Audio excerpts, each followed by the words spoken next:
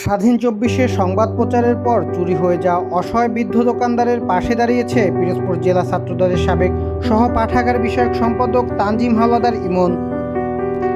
গত কয়েকদিন আগে বলেশ্বর ব্রিজ সংলগ্ন পিরোজপুর বাগেরহাট সীমান্তবর্তী একটি চায়ের দোকানে চুরির ঘটনা নিয়ে সংবাদ প্রকাশ করে স্বাধীন 24।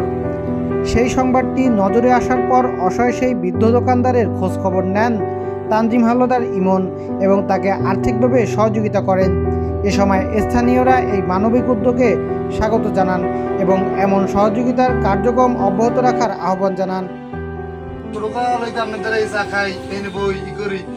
সবাই চা খাই, তবে জিনিসটা দেখে খারাপ লাগছে। আমি এবার এই যে ছাত্রদল করি, ছাত্রদলের একটা কর্মী, বুঝছেন? এই আইসি আপনার এই জিনিসটা কালকে দেখছি ফেসবুকে দেখে খুব খারাপ লাগছে। ঠিক আছে, আর আমরা তো মনে করেন বেকার মানুষ, কিন্তু আপনার এই জিনিসটা দেখে খারাপ লাগছে। আপনার মতো একটা ছেলে আইসি সিগারেট খেয়েছে, দেখ আমার সিগারেট বলতে কিছু নেই, সব হয়ে গেছে, সব হয়ে গেছে না?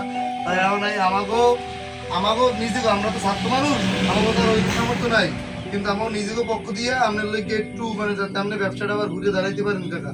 ঠিক আছে, এটা আপনার কোনো দান না, কোনো কিনা, জাস্ট বাইরের হিসেবে আপনি একটু সহযোগিতা করতেছি।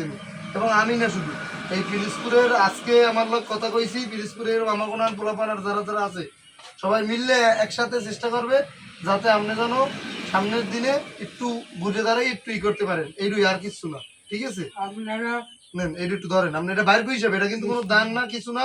আপনারা এই স্কুলের কোনো পোলাপান আমার 5 ক্ষতি করে নেই। এটা ইনশাল্লাহ কোনোদিন ক্ষতি করবো না, আমরা উপকার করবো। এবং আমরা আরো কথা কই সবাই লগে।